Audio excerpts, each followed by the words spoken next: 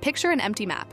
Just rivers, forests, a few wandering tribes. Then, fast forward 6,000 years, and the same map is crowded with pyramids, paved roads, ziggurats the size of hills, and cities so bright they'd outshine constellations.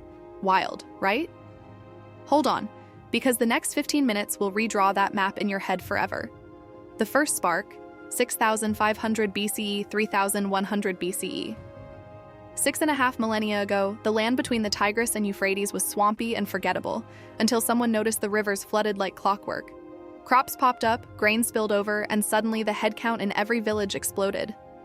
By 3,100 BCE, we've got Uruk, Ur, Kish, places that feel like proto-New Yorks. Sumerians roll out cuneiform, the wheel, and the first city-states. Why bother writing? Because nobody trusts their own memory on goat debt. Egypt, the enduring river, 3,100 BCE, 30 BCE.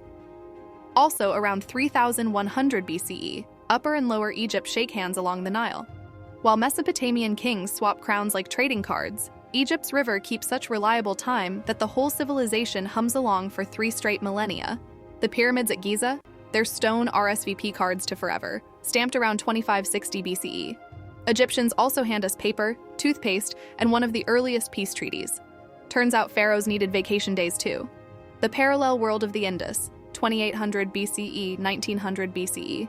Halfway across the planet, the Indus Valley folks are sketching sewage systems Europe won't match for another 4,000 years. Mohenjo-Daro and Harappa run on perfect grids and bricks baked to a single, obsessive size, basically IKEA with better drainage. Their script is still undeciphered, so right now an entire civilization is hiding on broken pottery like a cosmic Where's Waldo.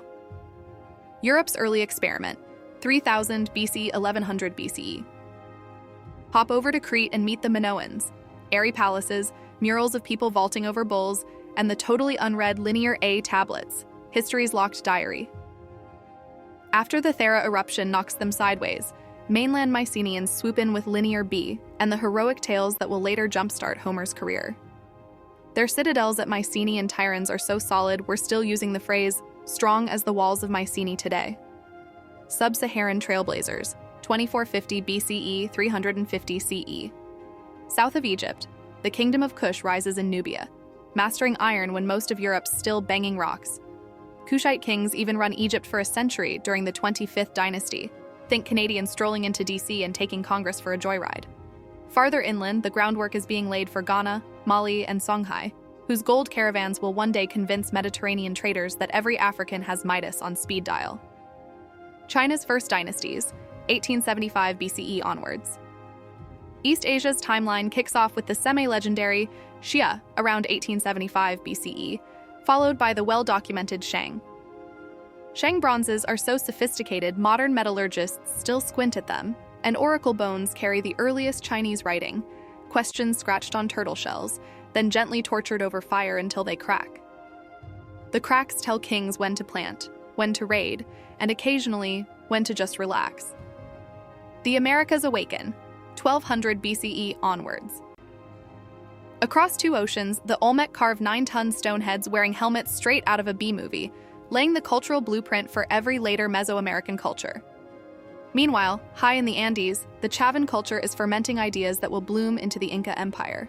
No horses, no wheels, yet they haul 50-ton rocks before breakfast. Classical crucible, 800 BCE, 476 CE, zoom to the first millennium BCE. Greek city-states explode with philosophy, theater, and that quirky experiment called democracy. Rome starts as a soggy village, becomes a republic, and gets so hooked on expansion it accidentally builds an empire from Scotland to Iraq. Romans give us straight roads, sturdy concrete, and legal one-liners still quoted by lawyers who don't know they're citing guys in togas. When the western half collapses in 476 CE, historians draw a thick line and call it the end of the ancient world, even though Romans living through it just called it Tuesday. The Maya Peak and the Triple Alliance, 250 CA 1521 CE.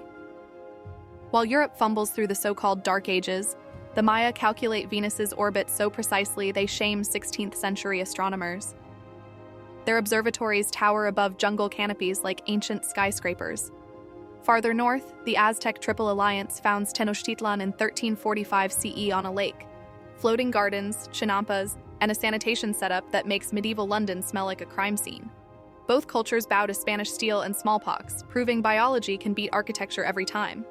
The Inca finale, 1425 CEU, 1533 CE. Last on stage, the Inca knit 2,500 miles of Andean peaks into a single empire using roads so good modern highways still piggyback on them. They keep census records on knotted strings called quipu. No alphabets needed.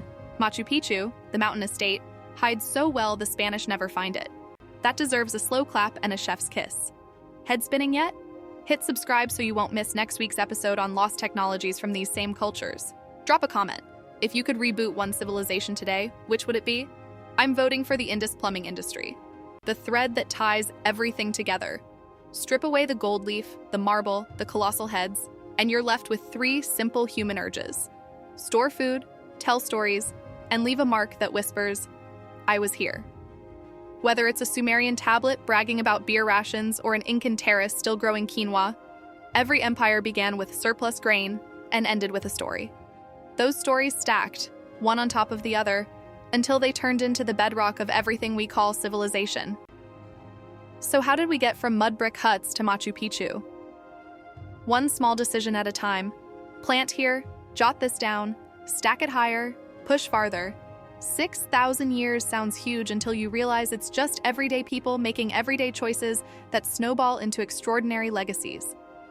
Next time you sip beer, check your watch, or flush a toilet, remember, you're using inventions from 3 continents and half a dozen fallen empires.